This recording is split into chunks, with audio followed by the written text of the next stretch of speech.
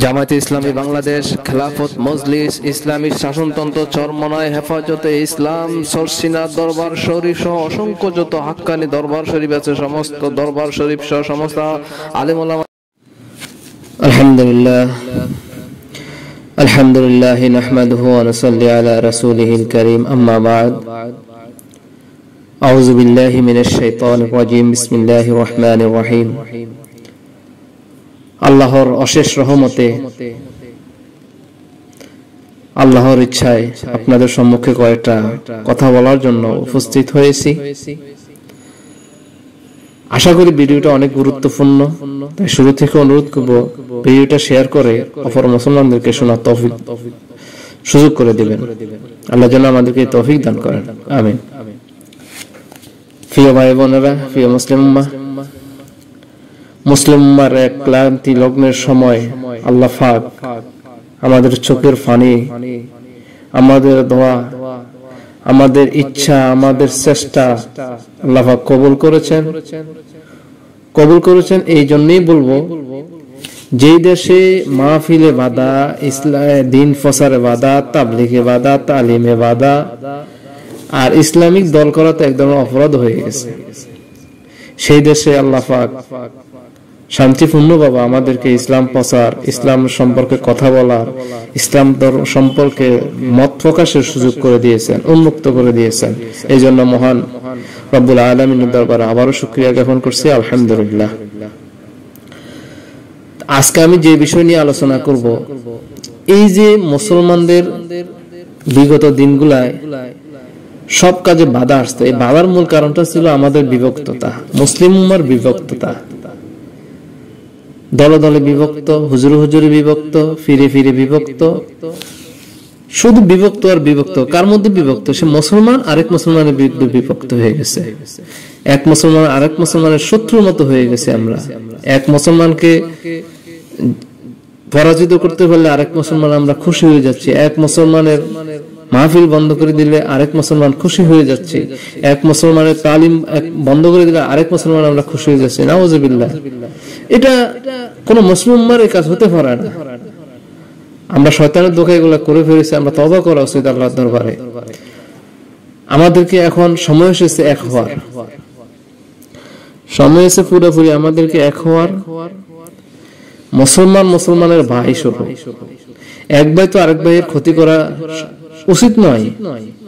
হ্যাঁ, সংসারে 5টা ভাই থাকলে মতের অমিল হতে পারে, কিন্তু মুরব্বীদের উচিত সে মতের অমিলটাকে ইয়ে করে আবার ভাই ভাই মিলিয়ে দেওয়া।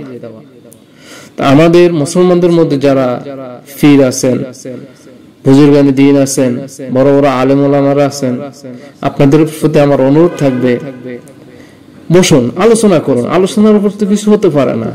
হাদিস কোরআন থেকে যদি কারো প্রতি কারো ব্যামিল থাকে, এটা সমাধান করুন। কারণ আমাদের আল্লাহ এক, নবী এক, কোরআন এক, এটা নিয়ে কোনো বিভেদ নাই। বিভেদটা হলো হয়তো কিছু হাদিস নিয়ে, হাদিসের আমল নিয়ে আমাদের মধ্যে বিভক্ত সৃষ্টি হয়ে গেছে। আমি আশা করব সব পক্ষের আলেম ওলামাদেরকে এক জায়গায় বসতে, মুরব্বীদের এক জায়গায় বসতে। এটা সামান্য বিষয়, কিন্তু নিজের মধ্যে যদি আন্ডারস্ট্যান্ডিংটা ভালো হয়, মতের মিলটা যদি হয়ে যায়, এই সমস্ত মাসলা মাসাইল নিয়ে বিভক্ত আসলে দিন এখন আর নাই। আমাদের ইসলামের ভিতটা দুর্বল হয়ে গেছে, এই ভিতটাকে আগে শক্ত করতে হবে। ভাই, অনুরোধ করব আপনাদেরকে, আপনি আল্লাহর আইন কোরআন, যেখানে আমাদের কোনো বিমত নাই, আমাদের নবীকে নিয়ে কোনো অমত নাই, সেক্ষেত্রে আমরা মাসলা নিয়ে এখন বিভেদ করার সময় নয়। যখন এই দেশে ইসলাম কায়েম হয়ে যাবে, ইসলাম পরিপূর্ণতা হয়ে যাবে, তখন এই মাসলা মাসাইল গুলা অটোমেটিকলি সমাজ থেকে দূর হয়ে যাবে। আজকে এক গোষ্ঠী আরেক গোষ্ঠীকে আমরা মাসলা মাসাইলের আকীদাগত দিক থেকে আমরা ঘৃণা করতেছি। এটা আমাদের নবীর জমানায়ও ছিলেন। কাফেরদের মধ্যে যখন বাতিল থেকে যখন হক আলাদা হয়ে গেল, হকের মধ্যেও কিন্তু অনেকগুলা ব্যামিল ছিল। আমরা এই মুসলমানদের মধ্যে তখন মুনাফিক সৃষ্টি হয়েছিল, এটা থাকবে। এটাকে কেন্দ্র করে বিভক্ত হওয়া যাবে না। এটাকে বিভক্ত করতে গেলে সমস্যাটা আমাদের। গাছের গোড়ায় যদি আপনি মাটি না দিয়ে যদি আগাছা ছাঁটাই করেন তো গাছ তো মারা যাবে, আর গাছ মারা গেলে ওই আগাছা ছাঁটাই করে কোনো লাভ নাই। আর এই গাছটাকে টিকাতে হবে। গাছটা যদি বেঁচে থাকে, গাছটা যদি শক্তি অর্জন করতে পারে, আগাছা ছাঁটাই করে আপনি সমান করতে পারবেন, আগাছা ছাঁটাই করে এটাকে আপনি সৌন্দর্য বর্ধন করতে পারবেন, সমস্যা থাকলে সমাধান করতে পারবেন, এটা ফল আসবে। আমি ইসলামিক ভাবে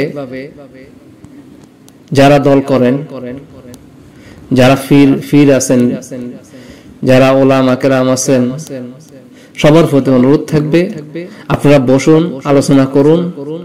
ইসলামের এই সুবর্ণ সময়, আমি মনে করি বাংলাদেশের জন্য এর চেয়ে ভালো সময় পাইতে পারেন, নাও পাইতে পারেন। এখন এতদিন এক জায়গায় বসে 3 জন ওলামা কথা বললে এখান থেকে উঠে নিয়ে যেতেন, মাহফিল করতে দিতেন না, তাবলীগ করতে দিতেন না, তালিম করতে দিতেন না। আলহামদুলিল্লাহ এখন সুযোগ এসেছে, এখন বসুন, নিজেদের মধ্যে মতপার্থক্যগুলো দূর করুন। আমাদের নবী মুহাম্মদুর রাসূলুল্লাহ সাল্লাল্লাহু আলাইহি ওয়াসাল্লাম মক্কার জীবনে ইসলামের প্রচার করতে উনি কোনো কার্পণ্য করেননি, কিন্তু ইসলাম প্রচারটা সেভাবে আগাইতে পারেনি। যখন মদিনায় চলে গেলেন, এক পর্যায়ে উনি মদিনার গভর্নর হলেন। মদিনার গভর্নর হওয়ার পরে সবকিছু সহজ হয়ে গেল, অর্থাৎ রাষ্ট্রযন্ত্র যখন নিজের হাতে চলে আসে তখন এই রাষ্ট্রটাকে নিজের মতো করে সাজানোটা একেবারে সহজ হয়ে যায়। আলহামদুলিল্লাহ এই বিষয়ে আমাদের মুসলমানদের মধ্যে থেকে কিছু কিছু দল তৈরি হয়েছে যারা ইসলাম কায়েম করতে চান, ইসলামের শাসনতন্ত্র দেশে জারি করতে চান। তাদেরকে আমি সাধুবাদ জানাবো। এদেরকে আমরা যারা মুসলিম হিসেবে দাবি করি, এদেরকে সাপোর্ট করাটা আমাদের উচিত, আমাদের কর্তব্য। কারণ হচ্ছে এই দেশে যদি ইসলাম কায়েম হয়ে যায়, মুসলমান হিসেবে আমরা সবাই স্বাধীন, তাহলে আমাদেরকে আগে মুসলমানের মধ্যে ঐক্য তৈরি করতে হবে। এই ঐক্যটা তৈরি করতে হলে কাউকে না কাউকে তো উদ্যোগ নিতে হবে। এই উদ্যোগ নেওয়ার জন্য আমি কারো উপর এককভাবে এটার দায়িত্ব না দিয়ে আমরা প্রত্যেকের অবস্থান থেকে উদ্যোগ নেওয়ার অনুরোধ করব। দেখুন ভাই, জামাতে ইসলাম এখন পর্যন্ত বাংলাদেশে যে কটা মুসলিম দল আছে এর মধ্যে জামাতে ইসলাম ভালো অবস্থানে আছে। আমাদের উচিত হলো জামাতেরও একে অপরের পরামর্শ নেওয়া, জামাতেরও উচিত হলো অন্যান্য মুমিন বান্দাদেরকে ডাকে, আলেম ওলামা ফির যারা আছেন অন্যান্য দলের যারা লিডার আছেন তাদেরকে ডাকে বসানো। নিজেদের মধ্যে আমলগত আকীদাগত যদি কোনো মতপার্থক্য থাকে এটা সমাধানযোগ্য। যেহেতু আমাদের কোরআন নিয়ে কোনো আপত্তি নাই, নবী নিয়ে কোনো আপত্তি নাই, আল্লাহ নিয়ে কোনো আপত্তি নাই, সুতরাং আমাদের এক হয়তো কোনো আপত্তি থাকার কথা নয়, কারণ এগুলোর বাইরে মুসলমান চলতেই পারে না। তাই আমি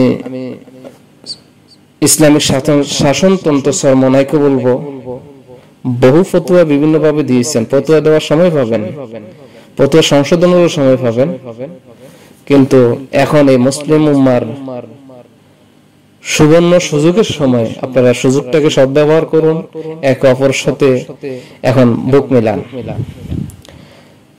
পক্ষান্তরে খেলাফত মজলিস, জামাত ইসলাম, চরমনাই, হেফাজতে ইসলাম, সরসিনাস সহ যত ফিরের আমাদের হক্কানি ফিরের দরবার গুলো আছেন, এরা প্রত্যেকে যদি এক হয়ে যায়, একটা ঐক্য জোড়ে চলে আসে, এই দেশে বাতিল শক্তি কথা বলার সুযোগ পাবে না, তারা ক্ষমতার সাথে কথা বলার চান্স পাবে না।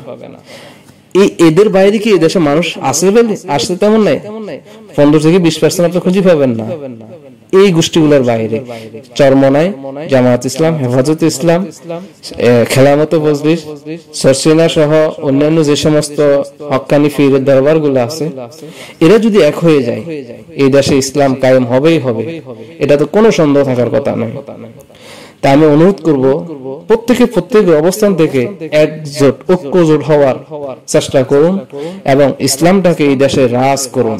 তাহলে এই দেশে আমি তাবলিগ ভাইদেরকে বলবো, তাবলিগ করেন ভালো, আলহামদুলিল্লাহ, মানুষকে শিক্ষা দিচ্ছেন, যারা বেফতে আছে ফতে আনতেছেন ভালো, কিন্তু আপনার এই দেশটা যদি ইসলামিক শাসনতন্ত্র জারি হয়ে যায়, আপনাকে তালিমও করা লাগবে না, ইসলামিক আইনের মধ্যে দিয়ে মানুষ আল্লাহ ফতে থাকবে।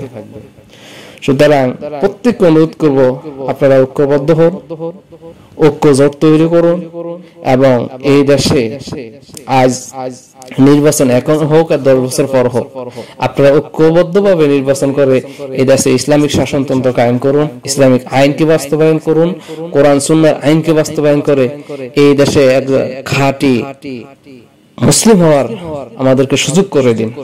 আমরা এই দল বিভক্তর কারণে আমরা ধ্বংস হয়ে যাচ্ছি, এই মত পার্থক্যের কারণে আমরা ধ্বংস হয়ে যাচ্ছি। মাসালাগত সমস্যা, যে সমস্যাগুলোর জন্য আমাদের ঈমান নষ্ট হয় না তেমন, কিন্তু আমরা এই মাসালার জন্য আমরা মুসলমান থেকে খারিজ হয়ে যাচ্ছি, আমাদের সেই খবর নেই। আমরা শুধু মাসালা করে দূরে যাচ্ছি, ওইদিকে আমাদের নামাজ রোজারই খবর নেই। আমরা কোরআন মানি না, কোরআন পড়ি না, নামাজ পড়তে চলি না। সুতরাং মাসালা নিয়ে অবশ্যই সংশোধনের সুযোগ আছে, সবাই বসুন, আলোচনা করুন, এগুলো সমাধান হয়ে যাবে। আগে এই দেশে ইসলামটাকে কায়েম করেন। আল্লাহ পাক সবাইকে বোঝার তৌফিক দান করুন। ওয়া আখিরু দাওয়ানা আলহামদুলিল্লাহি রাব্বিল আলামিন।